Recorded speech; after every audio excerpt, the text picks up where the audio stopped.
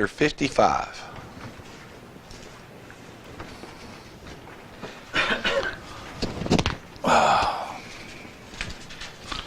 I want to begin reading basically verse 6 to the end of the chapter. Excuse me. Isaiah 55 and verse 6. Seek ye the Lord while he may be found. Call ye upon him while he is near. Let the wicked forsake his way, and the unrighteous man his thoughts, and let him return unto the Lord, and he will have mercy upon him, and to our God, for he will abundantly pardon. For my thoughts are not your thoughts, neither are your ways my ways, saith the Lord. For as the heavens are higher than the earth, so are my ways higher than your ways, and my thoughts than your thoughts.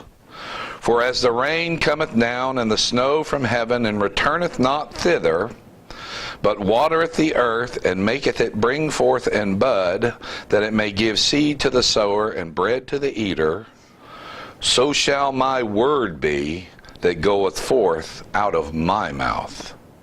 It shall not return unto me void, but it shall accomplish that which I please, and it shall prosper in the thing whereto I sent it. For ye shall go out with joy, and be led forth with peace. The mountains and the hills shall break forth before you into singing, and all the trees of the field shall clap their hands.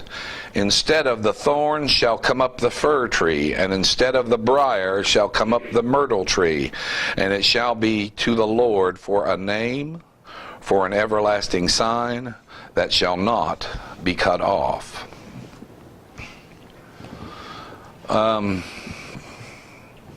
This is Isaiah writing the words of the Lord. This is what God said there. And it does say, in verse 6, I started there purposely, seek ye the Lord while he may be found, call ye upon him while he is near. This is a verse people will throw at you. See, it says seek the Lord. And it's told in the same spirit as na na na na na na na na na na. See, what you say is wrong, because it says seek the Lord. Well, yes, it does. They seem to have the attitude, and they seem to have this thought in their head that God will not ask someone to do anything they cannot do. And I like what Bruce Crabtree said about that. I don't know of a place in the Scripture where God asked anybody to do anything.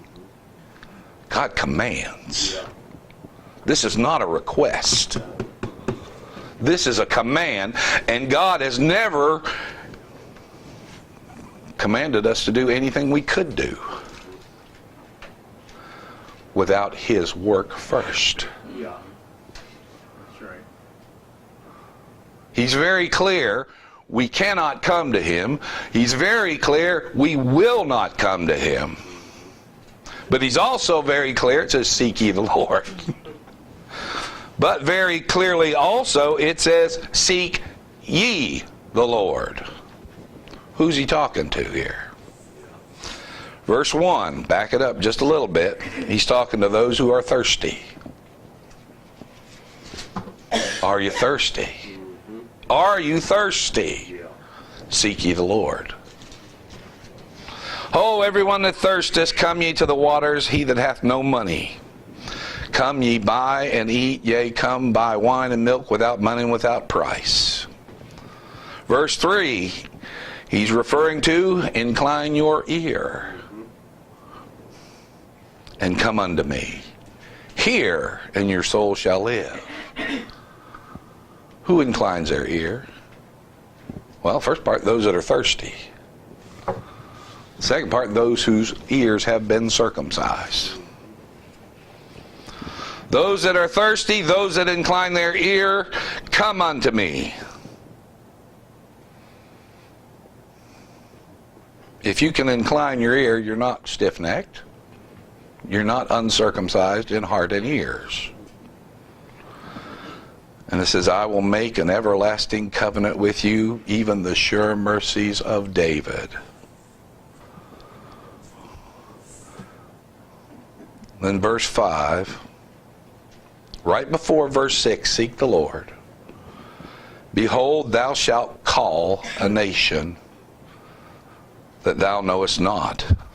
And nations that knew not thee shall run unto thee because of the Lord thy God. And for the Holy One of Israel.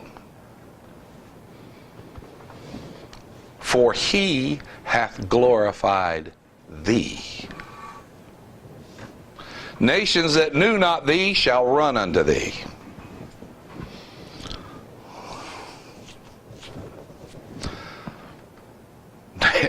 Nations that knew not thee have been running for a long time. They're just not running to God. People run everywhere, but they don't run to God. Walter's been reading it. When it comes the last time and said they're going to run for the rocks and the mountains and call for them to hide them from the Lamb that's coming. His wrath. They run. They don't run to God. But those that are thirsty, those that incline the ear that God has given them, those that he has called will seek him. Seek ye the Lord, and call ye upon him while he is near.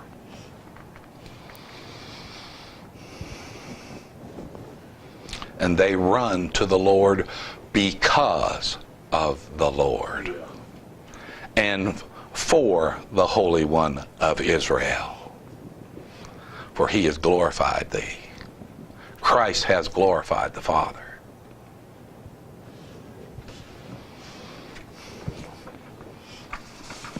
Then it says, seek the Lord while he may be found.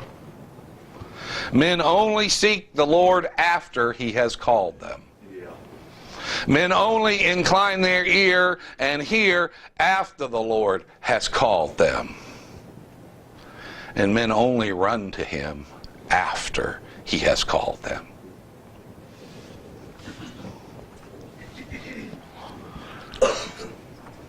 Acts 2:39 puts it this way, for the promise is unto you and to your children and to all that are afar off, even as many as the Lord our God shall call. He calls, we answer. That's how we become we. That's how we find out we're us and not them. We used to be just like them. There was no difference as far as I could see. Now I do believe that God's people are sheep even when they're lost, just like the scriptures tell. He's come to seek and to find that which is lost. He's come to find his lost sheep, and he finds them and he calls them, and they come and they seek. And no one else does. They'll run, but they won't run to him. They'll run, but they won't run to the Lord. But those that the Lord has called shall run to him because of him.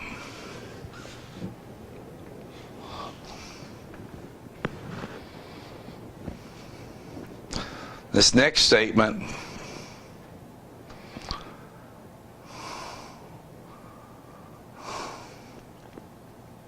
Let the wicked forsake his way, and the unrighteous man his thoughts, and let him return unto the Lord. That's a tall order. Except for the call of God. It's impossible with man. The Lord is the only one who can change a leopard's spots. Jeremiah 13:23 put it this way, can the Ethiopian change his skin, or the leopard his spots? Then may ye also do good that are accustomed to do evil. With man, it is impossible. With God, all things are possible.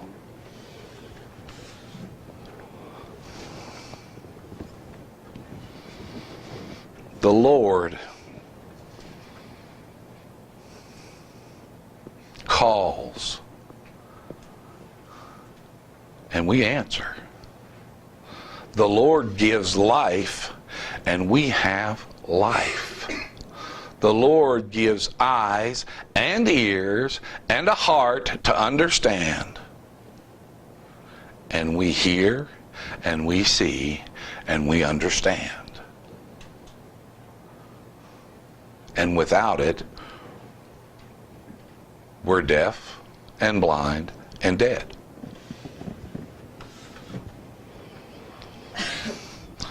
Those that the Lord calls will run to him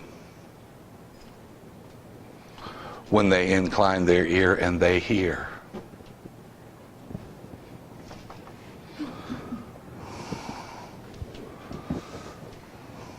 Then this is the part that I got stuck on and got thinking about. For my thoughts are not your thoughts, neither are your ways my ways, saith the Lord.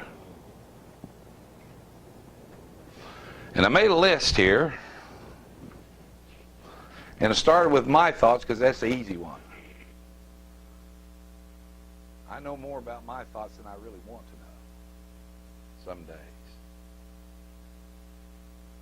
I'm far more familiar with my thoughts than I am the thoughts of God. Oh, I wish it wasn't the truth. It is. But I started a list here. Number one, my thoughts are earthly. I don't know much about heaven. My thoughts are earthly. They concern earthly things. My thoughts have to do with my circumstance, my feelings, my mood right now, my health, sometimes just pain.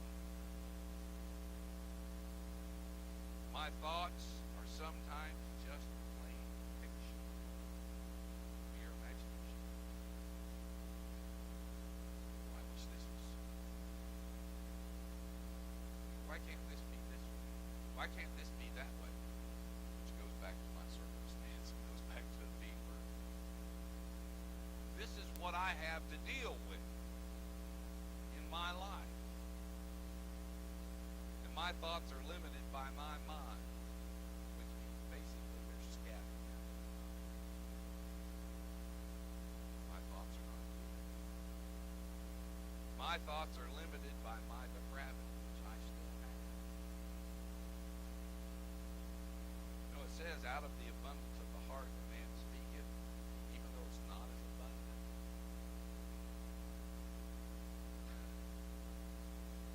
My heart's still that great heart still.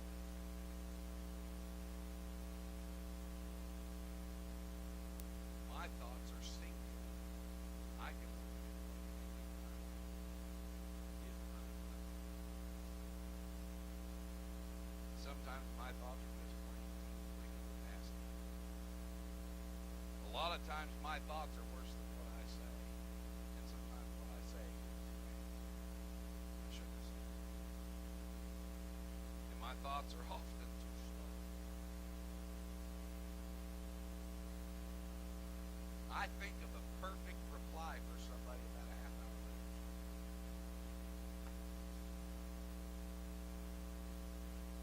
And my thoughts are often too vengeful.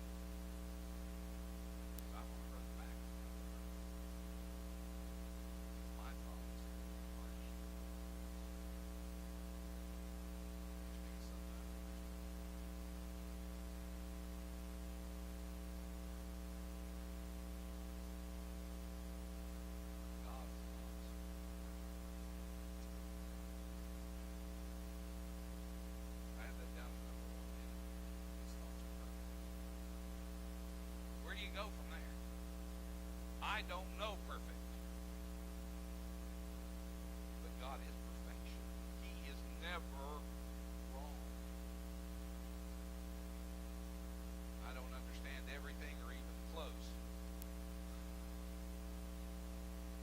But God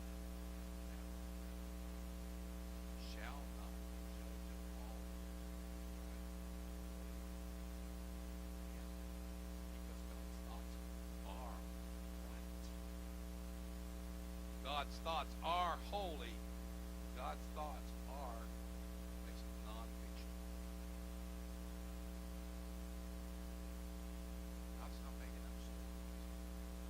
God's not making up false.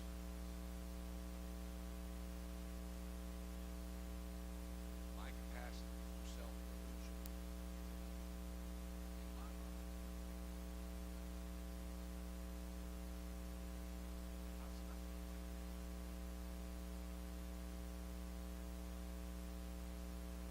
His thoughts are faster than lightning. His thoughts are light. His thoughts are love. His thoughts are judgment. His thoughts are beauty. His thoughts are power and might and glory.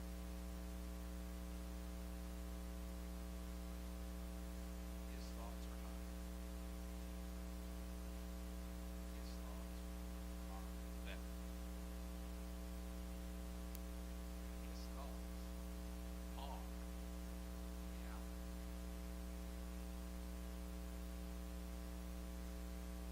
My thoughts have to do with the way I perceive it.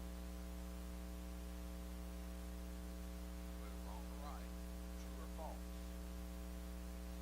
Capacity of honesty or a capacity of self-deception. My thoughts are how I interpret this world. His thoughts are what made this world. His thoughts are reality. If the Lord thinks it, it happens. If he speaks it, it's because he thought it and he has willed it, and the word shall be.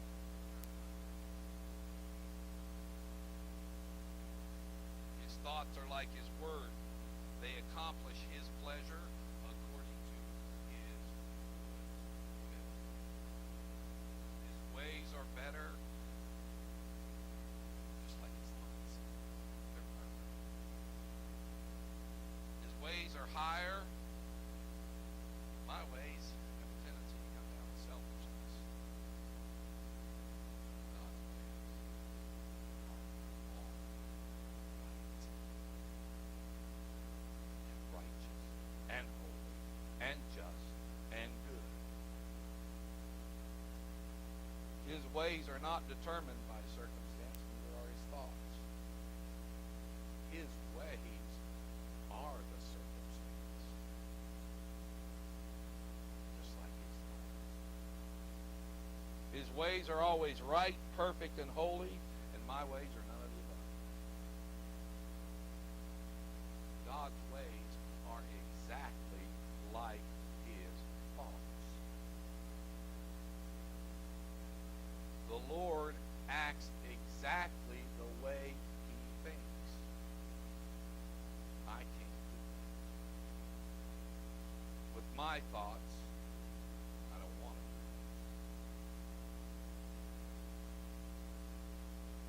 I have a bad habit of thinking one way and acting another. Or saying one thing and doing it. God's thoughts and his ways are singular. He is doing all. He is doing all.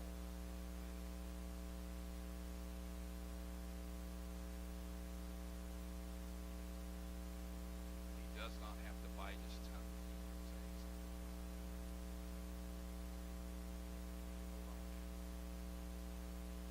There's plenty of wrong. Because if I see a problem, his thoughts, it's not even the problem with me.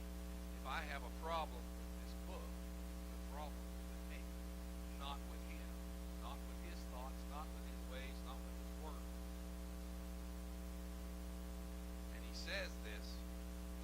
thoughts are not your thoughts, neither my ways your ways. After speaking of the wicked forsaking his way, and the unrighteous forsaking his thoughts, because his thoughts and ways are better.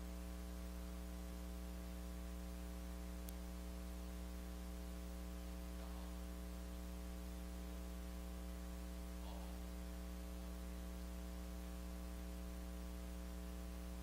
The Psalms says, thy people shall be willing in the day of thy power. And that's what it means. He is working out. He is working exactly the way he wants. It is all his will and his good pleasure.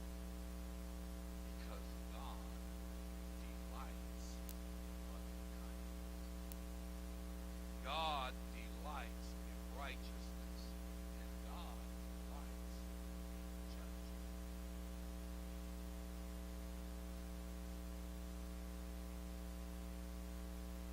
That's Scripture. Jeremiah 9 and verse 24 says, but let him that glorieth glory in this, that he understandeth and knoweth me, that I am the Lord, which exercise loving kindness, judgment, and righteousness. For in these things I delight, saith the Lord. God delights in these things. He delights in loving kindness. He also says, he said unto me of old, I love you with everlasting love, and with loving kindness I am drawn. God delights in loving kindness, in drawing his people, in the wicked forsaking his way, and forsaking his thoughts, the unrighteous. God delights in loving kindness to draw his people to him, to himself.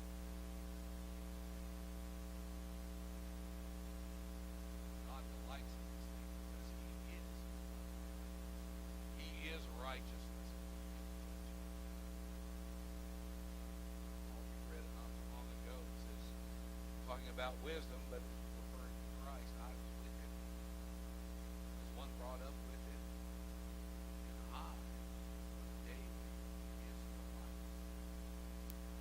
Rejoicing always before him. Rejoicing in the habitable parts of the earth, habitable part of his earth. And my delights in the Son. God delights to show mercy. God delights to pardon. God delights in his grace and his show.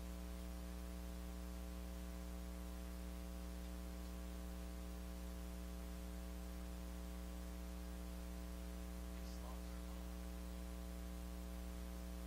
His ways are not. His ways are better. They are higher. They are better.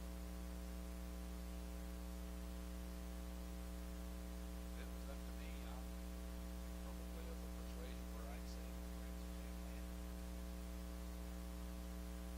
God is delighted to show mercy to his people. We were in our heart. The carnal mind is enmity against God. But he has given us life. Oh, he said that he calls us by name. He calls us unto himself. And his people love him.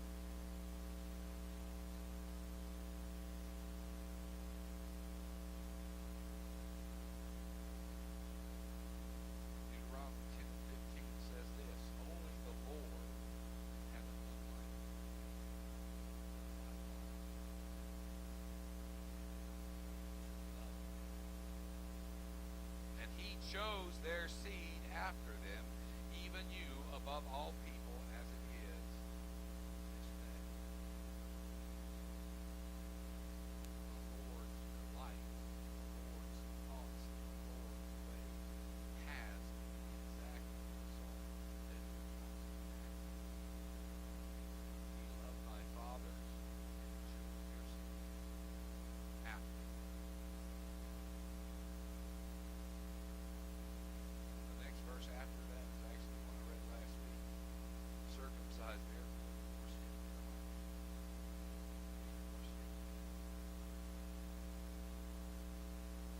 All things work together for good to them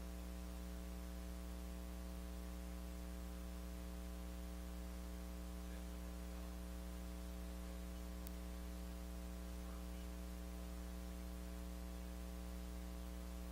We love Him because He first loved us.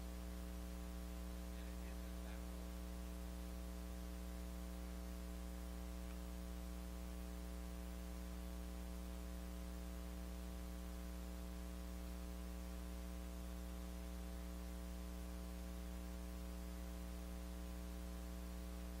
So shall my word be that goeth forth out of my mouth.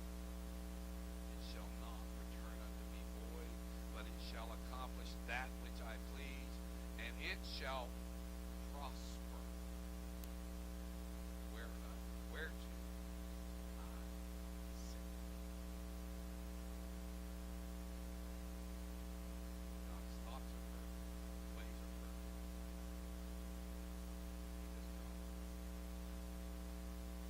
He's holy, righteous. He is almighty. And I like what that means. He's got almighty. Which is good, because I have none. I have none. And it was without strength. That's what I wanted. What Earl said, not weak, without strength. That's okay. He's almighty. I don't have to. He's all powerful. Good, because I don't have any power.